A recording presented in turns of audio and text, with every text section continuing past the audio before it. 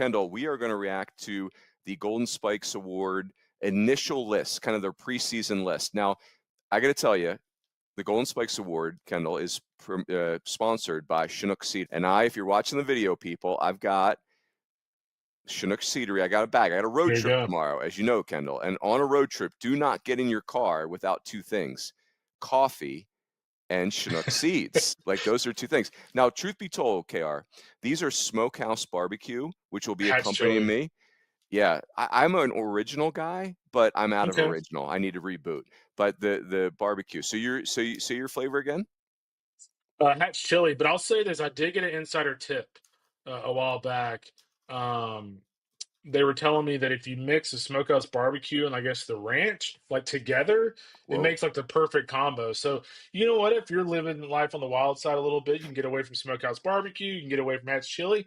You just kind of mix them all up.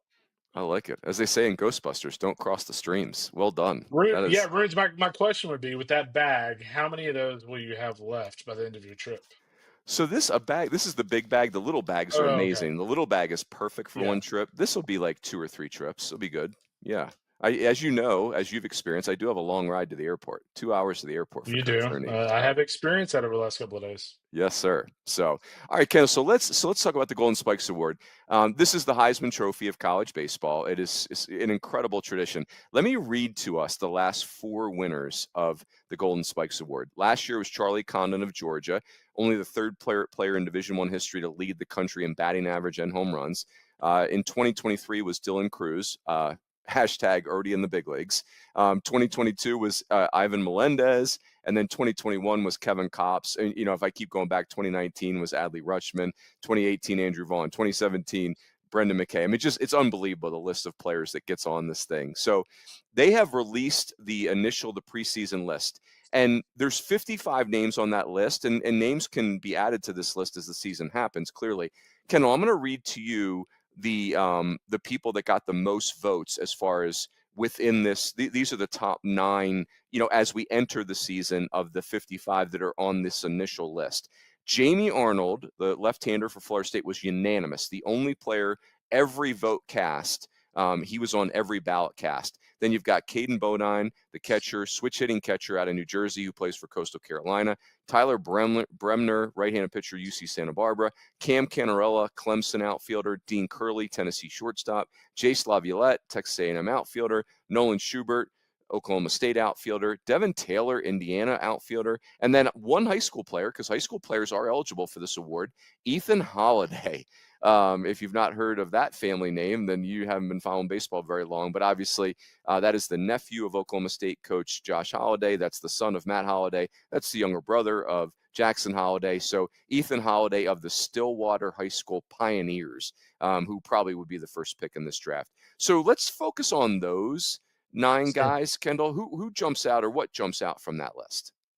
I'll tell you what, I'm going to go with Dean Curley being on the list. I think he is one of those guys that obviously is supremely talented. Had a I would say a pretty good 2024 campaign. I think a lot of people, including ourselves, are expecting, I wouldn't say a breakout campaign, because he still had a pretty good season in 24. But now that Christian Moore has moved on, Dean Curley is kind of that highlighted player for Tennessee. So I think everybody's kind of expecting him to take a big step forward, both being an everyday position guy, being able to go in there, day in and day out and display, premium power. I think he puts up pretty big numbers this year. And the other guy for me that I love to see him on here, and because you've mentioned him over and over and over, is our resident Western guy. But Tyler Bremner being on the list, Runes, I thought was really cool, because it's easy when you're doing kind of a group vote kind of thing like this. It'd be easy for even a premium talented guy like Bremner to be down the list a little bit to some of these players from other regions. But when you look at Bremner last year, guys, 104 strikeouts and 88 2/3, 182 opponent batting average for Tyler Bremner, and he is kind of the cornerstone of that Gauchos team, who ought to be pretty good this year. Yeah, I'll tell you, that's a great call. Like, yeah, Bremner is, it's interesting. Some of these players are incredibly famous, like Jace Laviolette, obviously, like we all watched him play a million games.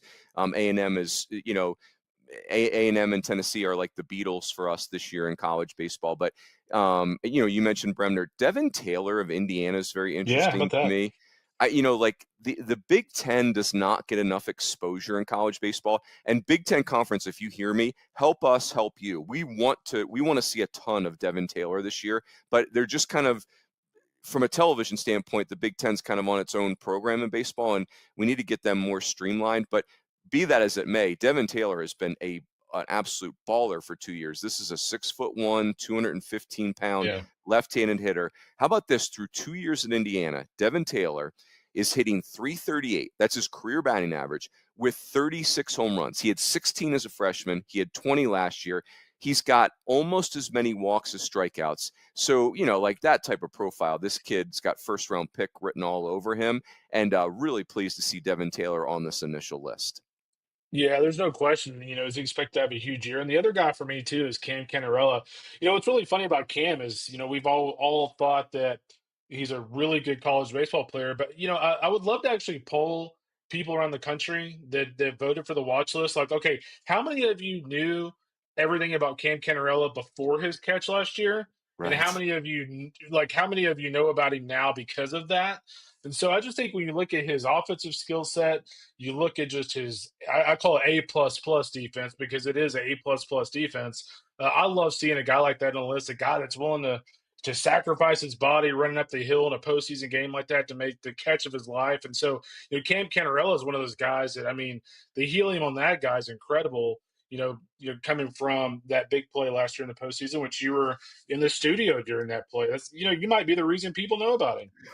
Willie made the Willie Mays of college baseball. And the other thing about in that super regional, he Yeah, had a 3-run homer when they were really in jeopardy. I mean, Cam Canarella, like the bigger the moment, he was huge in their epic game versus Tennessee the year before in the NCAA tournament.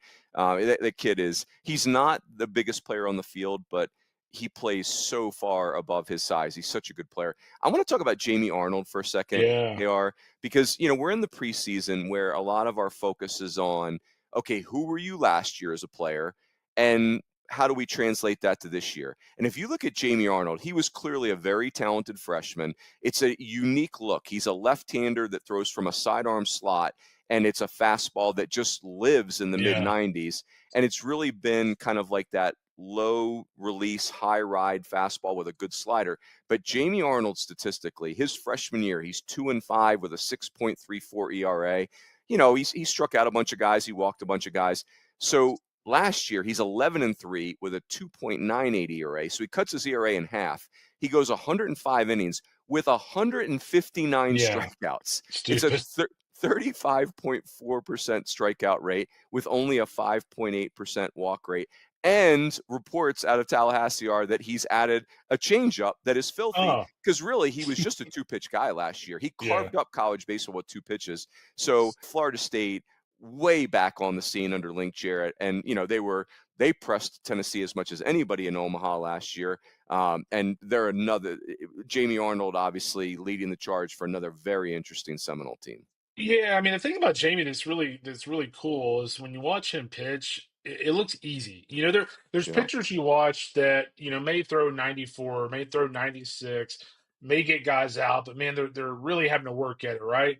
I just think he's one of those guys when he goes out there, he's always just zeroed in, he's honed in, and everything just looks really easy for him. What's really interesting though about just him and Brimner is I feel like the step from Jamie Arnold to Tyler Brimner to the next guy, for now at least, and we'll kind of see what the midseason watch list looks like, and we'll see what the rest of the watch list looks like. But I just think the gap between those two guys and maybe the next guy is decently sizable right now. So, obviously we're expecting a bigger out of Jamie Arnold, and certainly a bigger out of the Seminoles in general. Yep. The name that's easy to kind of skip past on this list is Caden Bodine, because Yeah. it's he's a switch hitting catcher from the state of New Hmm. Jersey. I said that. I love, how I feel, Kendall, the tri-state area, Pennsylvania, Delaware, New Your Jersey. people. Yeah, it's the center of the universe. We all know that. Um, that in East Texas, right? But Bodine is a switch hitting catcher who's a Hmm. good defender with 2 years of proven production. And last year, Yeah. 71 RBIs. I mean, those players don't stay on the draft board. Like, it's a profile where he could be a top 10 pick. And, you would assume Coastal's so offensive every single year, you would assume he would have another really big year. And I could see him being a massive draft pick. Yeah, there's no question. He's one of those guys when you walk in the ballpark, and I saw them last year late in the season. And he's one of those guys you walk in the ballpark and you're looking at everybody warm up and you're kind of like, who the heck is that guy? Like if he just wearing a black warm up shirt with no number, you're like, okay, that's Caden Bodine. And he not only kind of looks that way, but he kind of plays that way a little bit. Like he knows he's good. He's a hard nosed guy, as you mentioned, switch hitting catcher. Does a really nice job behind the plate. Has premium power, and so he's going to put up great numbers in the Sun Belt. So a few people might be a little surprised to see him as one of the top two vote getters overall, but he's going to put up monster numbers this year. Yep. Let's wrap with this, Kendall. There's 9 players across America, across 50 states. Nine players were the top vote getters of the Yeah, 55, right? 2 of them live in the town of Stillwater, Oklahoma. And I'm thinking about this. Nolan Schubert, who's a Detroit kid, is playing for Oklahoma State, obviously. yeah. Ethan Holiday lives there. These 2 kids have probably taken BP together before, maybe many times. Schubert's remarkable where he's got a 352 batting average through 2 years. He hit 23 home runs last year, and he missed a bunch of games. He only played 49 games because of an Yeah. injury, then had to work back from the injury. Nolan Schubert could easily challenge 30 home runs this year. And then Ethan Holiday, I know we're college focused, but the Holidays this is the first family in baseball right Oh man, now. what a And run! yeah, 6'5". Ethan is a 6'5" shortstop who's a left-handed hitter who's, again, if you made me pick a first pick in the draft right now, it would be Ethan Yeah, Holiday. So how about Stillwater, Oklahoma on the map right now? representing. I will give some premium inside scoop here. I don't think Ethan Holiday is going to college. But speaking of guys that are actually in college, you talked about Nolan Schubert. And, we just talked about Bodine just has that look. Nolan Schubert's another guy ruins it when he steps up to the plate. Everybody in the stands is watching.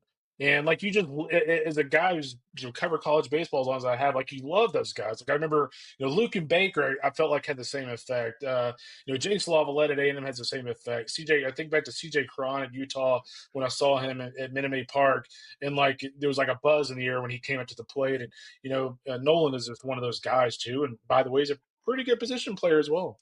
Yeah, and you just mentioned Jace Laviolette. I mean, let's just put a bow on it. Like he may be the most famous player on this list, but Jace Laviolette is just a 6'6", 230-pound center Yeah. fielder with a with a run tool, right? It's like, I Yeah.